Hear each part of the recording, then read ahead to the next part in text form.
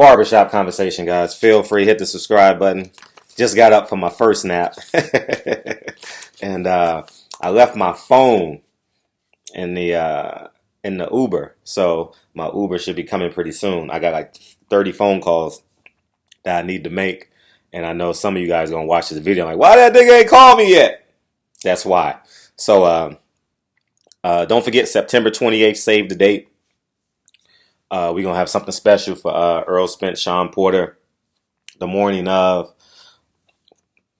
I'll definitely be more aggressive this week as it relates to putting it together. And it's going to be exciting. But I want to talk about something, and I want you guys to understand what I'm saying in its totality. Not from a Fred, the media guy. Fred, I don't know how you view me, but if it works for you how you view me, go ahead and live with it. Okay, I'm totally comfortable with it.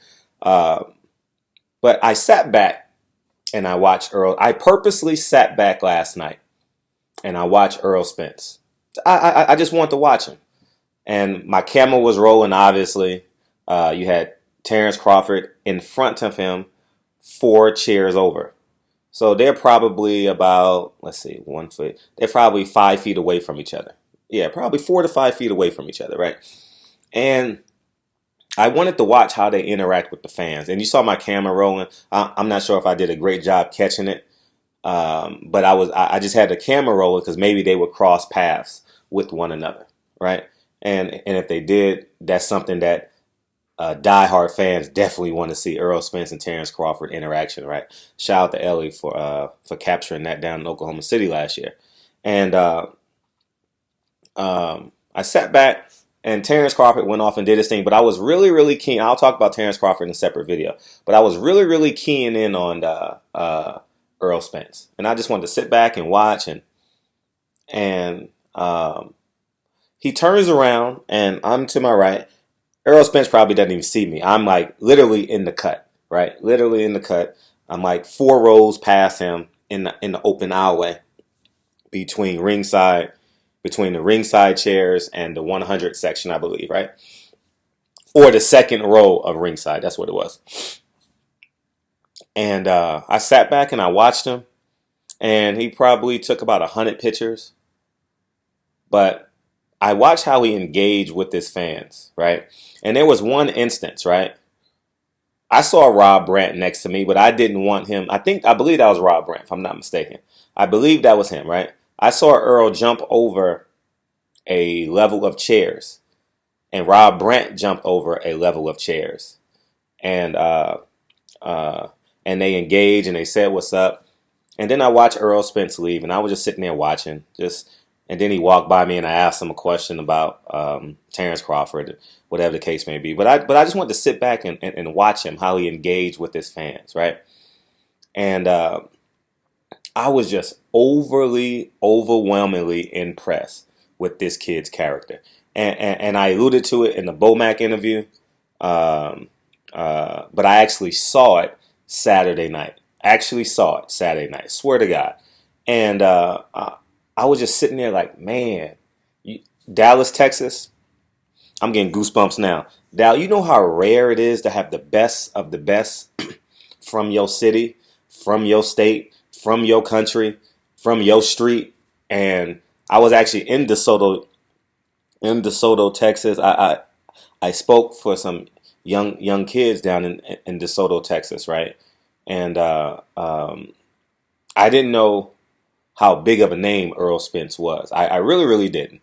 So I was forcibly asking people about Errol Spence as I navigated my way through Dallas, Texas this weekend. And all of them say, oh, I know who he is. I know who he was. And, oh, yeah, he just had a fight here. They don't see what I'm saying? So that means there's a lot of room for growth, even though he's basically sold out 2 big fights, right? And I just want people to understand, like, fighters have to treat me a certain way. I'm not saying have to. I'm not saying they obligated to. They know my responsibility to the sport of boxing. By now, everyone knows what I stand for in the sport of boxing. Everyone knows my voice. Everyone knows what I believe. Everyone knows the type of journalist I am. By now, everyone knows, right? It's very, very clear. right? So there's a certain approach that they're going to have towards me. It just is. It just is. Whether it's fuck you, I'm never doing an interview, or Fred, okay, here's 2 minutes. Let me give you 2 minutes of my life. And I thoroughly in love. I thoroughly in love. Let's use that word for this one because I'm very affectionate towards my towards especially black athletes. Very, very, very affectionate. And I sat back and he took a picture and he did that, and I just watched him from afar as he navigated through the crowd. He couldn't move, and I was happy that he couldn't move. I was very, very happy that he couldn't move, right? And then that reminded me of I did the same thing for Deontay Wilder this year at Barclay against was it the Keith Thurman fight when Deontay Wilder brought his whole family? He had his daughter there, and I believe he was holding his young daughter sitting front row at Barclay, if I'm not mistaken, I believe. And I just sat back and I watched. And there was one instance that there was this young lady, there was this beautiful queen yelling from the rafters, and she says, "I fucks with you," and she says something like, "I love you, I love you." She was really pouring her heart out, right? And Deontay Wilder reciprocated her energy, and then. And coincidentally, I'm just watching and following. I think that's like one of the more beautiful things when fans are engaging and the actual athlete that they're adoring is reciprocating the same energy, right? And then coincidentally, I'm literally 8 feet in front of Deontay Wilder just recording because I just want to capture the moment. And his next phase, because that was the last person he spoke to, was me. And I was like, man, they love you. I don't know. I kept it real soft. There's no reason to change the energy when this motherfucker just took an hour to walk 50 feet. You want the athlete to feel good as well. You don't want to ask him about well, what about Anthony Joshua? You know what I mean? So at the time, Anthony Joshua had a level of relevance, right? But I just want people to understand.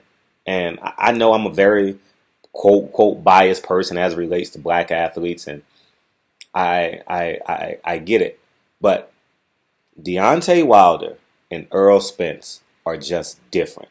I'm not gonna kiss no athlete's ass. I'm not. They call me Mr. Hawthorne when I walk into the bank too, right? When I unlock my door, my son and my daughter run to me like no tomorrow, right? You understand? I carry myself in a state of where I want people to feel comfortable. And I also want people to have a level of respect. And I said that to say, I'm not going to kiss no fighter's ass. I just won't do it. I will give you a second and third chance, especially because if you're a black athlete, I'll definitely give you a second, third chance. But I am neither nor afraid of any athlete. And I know I can't beat their ass. I'm not going to sit there and say, oh, big. I'm a little nigga, right? I'm not going, but I'm just saying I'm fearless as it pertains to doing my job for us, for the culture. I'm one voice of the culture. There's so many layers in the culture. I 1,000% all that. But Deontay Wilder and Errol Spence are just different. They just are. And I was fortunate enough to watch, you guys got to go to Champ Size interview. And Errol Spence got this Conor McGregor walk, right? You know, he got his chest out and shit like that. And I always laugh because when I see him do it when I'm walking and talking with him too, you know what I mean? And it's just funny to see him. He's like confident, serial killer, humble, all rolled into one, right? And he always just tells his truth. That is a great nickname for Earl the True Spence. And Man Down was permeating through the arena when they found out Earl Spence was there.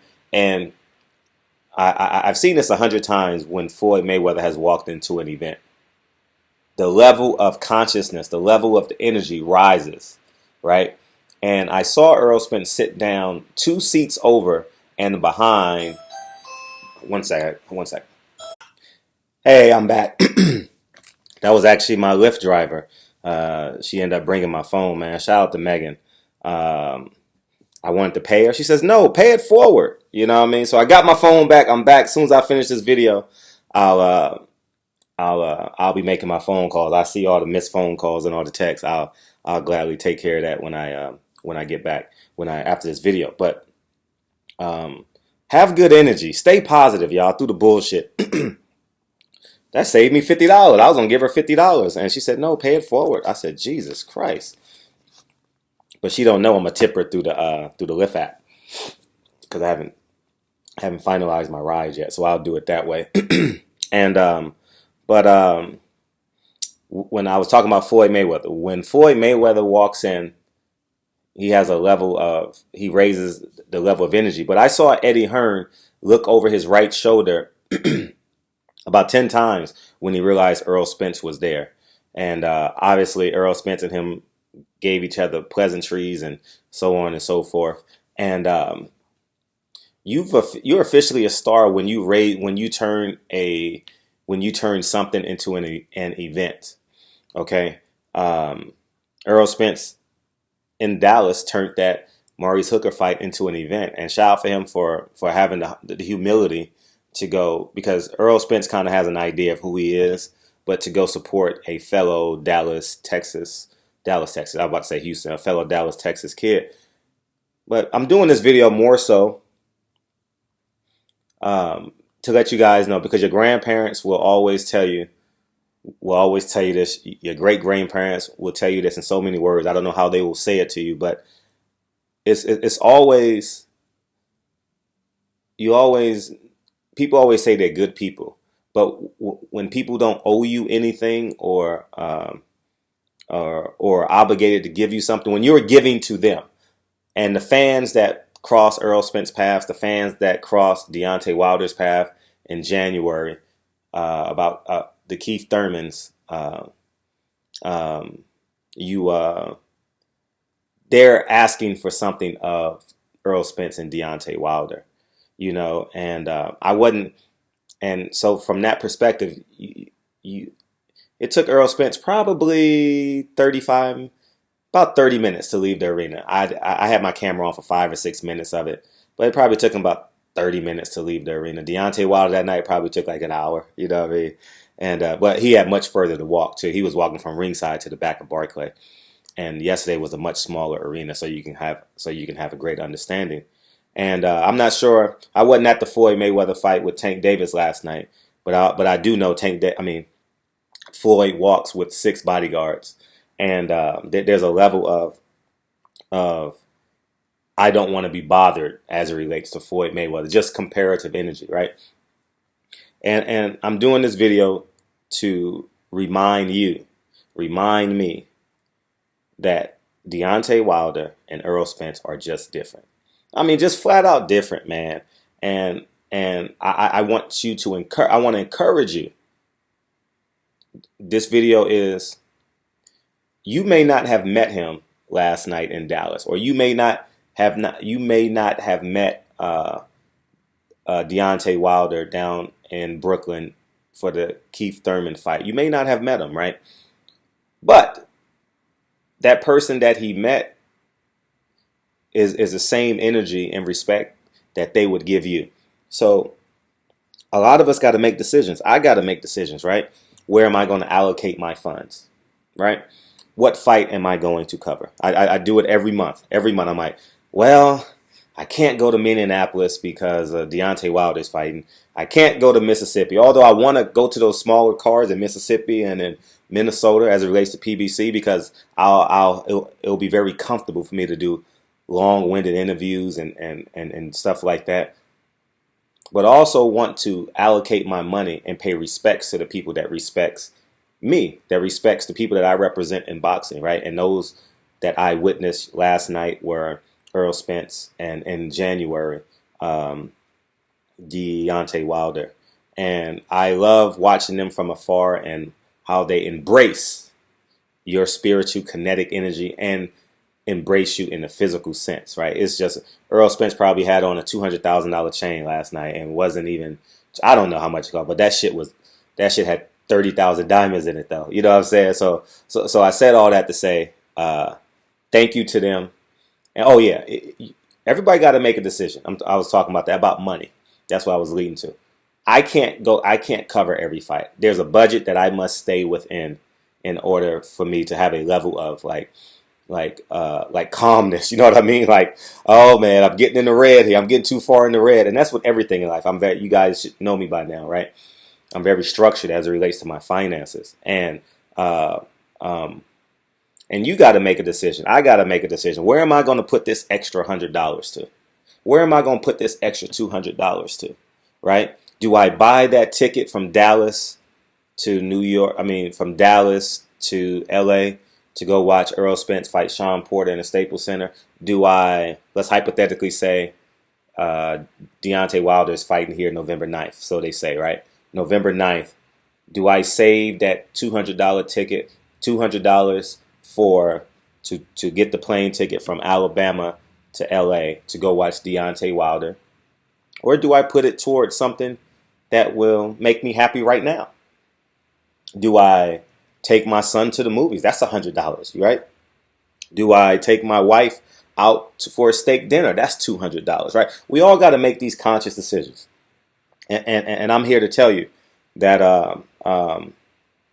it will be a good. It's not. I'm trying to make this as. It's not a bad idea to say, you know what, I'm going to support Errol Spence and Deontay Wilder. And we all not perfect. You know what I mean? I'm not perfect neither. I'm going to do some shit they're going to be like, Fred did what? I can't believe that nigga said that. But it's the totality of the person, right? It's the whole person in which that I'm pretty sure if Deontay Wilder and I had conversations on top of conversations for hours outside of boxing, we've had small conversations, small vignette type conversations about outside of boxing, but never to the extent we would disagree on some shit. And the same thing with Errol Spence, but the whole person is worth you saving that $200 and say, in my humble opinion, right, I'm going to support that guy as opposed to going to go to the strip club, right? Go to the strip club and, go throw 100 singles out just because, go get some ass, right? So I was very impressed with them. Very impressed with Errol Spence last night. Very impressed with Deontay Wilder. And I'm just making this video so you guys can feel it. I want you guys to hear my voice, feel like the admiration I have for them in my voice, right? And I already know the haters going to say, oh, you sucking they dick, you doing. Listen, y'all know by now, Fred ain't doing none of that shit. I'm just being real. I don't give a fuck if you're the head. Listen, I told one of the executives from Warner Brothers 2 years ago. Y'all remember that video I did when I left that meeting? Suck my dick. I didn't tell him like that, but I'm like, hell, you ain't about to. No, nigga, like it's not happening, right? And if I can tell that $100 million Jewish dude, I'm creating optics for you. I'm not disrespecting Jews, right? I'm just making this so you guys can feel it. If I can tell that $100 million Jewish man, fuck you, no. On the flip side, I can admire a black king that's walking in his grace. And I saw it last night in Errol Spence. You guys saw it on the video, Champ Side. Go to Champ Side and watch that video. Go to my video and watch it if you like. And I can give the same level of admiration as the same level of fuck you I can give that Jewish man in Warner Brothers. Okay? It's very easy for Frederick Hawthorne to say, fuck it, I can go ahead and be a corporate guy. I have enough contacts where I can go get a job. I'm not saying it would be the job that I would desire, but I can go work at Fox. I can go work at ESPN as a producer or some shit. I have enough equity in the game where I can do that. You understand what I'm saying? So I said all that to say, people are gonna say you sucking. You can call me a fanboy. I don't get, because I know who I am internally. But I'm more importantly making this video because I want y'all to understand the character that I see them represent when they're dealing with people that does not owe them anything. Listen, if Errol Spence doesn't stop for a fan, waves and highs and keeps on walking, if Deontay Wilder doesn't stop for fans but just keeps on talking and walking, he's done enough for that fan. Like, I've never told Deontay Wilder this, but the past 3 fights he's been sick. I've noticed that from what really got my attention was the Luis Ortiz fight when he embraced his brother. That's the biggest thing that I remember from that fight, when he embraced his brother Marcellus and was like, man, basically, I love you. I was sick as a dog, and we got through this shit. Didn't make no excuses, just fought. I don't want Deontay Wilder shaking hands the week of the fight. Deontay Wilder is too fucking accessible the week of the fight. And I'm not saying it out of disrespect, out of saying, I know we want to touch him. I know that. I know we want to take a picture. But this nigga's been sick the past three times. And I don't want this shit to happen. Like, and I would say the same thing for Sean Porter. I would say the same thing about Errol Spence if I saw them going into a fight sick. Their body is already breaking down with the lack of, well, not in Deontay Wilder's case, but lack of fluid. So that means their immune system is rather low. They're breaking down their body. You understand what I'm saying? So from that reality, I would say, man, I wouldn't want. I don't want Deontay Wilder shaking hands and all them people shaking hands and kissing babies and shit, because it ultimately affects him for the fight, you know. And if he is going to do it, they got to make sure they have that germ shit, the antibacterial soap, you know what I mean, so he can do that shit every 10 minutes. Because, you know, I told, it was me, Gerald Washington, Deontay Wilder, and Michael Vick. I said, I'm spiritually invested in this nigga. Like, I'm spiritually connected to this dude. I don't ever have to talk to Deontay Wilder, but I know that my spiritual consciousness goes into the ring goes with him into the ring. And it's just because of the man that he is, you know. And so I said all that to say I can finally relax. I got my phone, man. Shout out to Megan, man. She didn't even want the money, but I'm about to pay her through the Lyft app. And but I just wanted to say, I love y'all. What a great weekend we had. We're gonna have a show coming up pretty soon, real soon, and me and Ticket about to go live right now in 15 minutes, and we're gonna have a great time. So, anyways, man, barbershop conversation, man. I just want to reach out and touch y'all and just tell you how I feel about this as well. So, barbershop conversations, man. Feel free, hit the subscribe button, and I'll talk to you guys soon. Peace.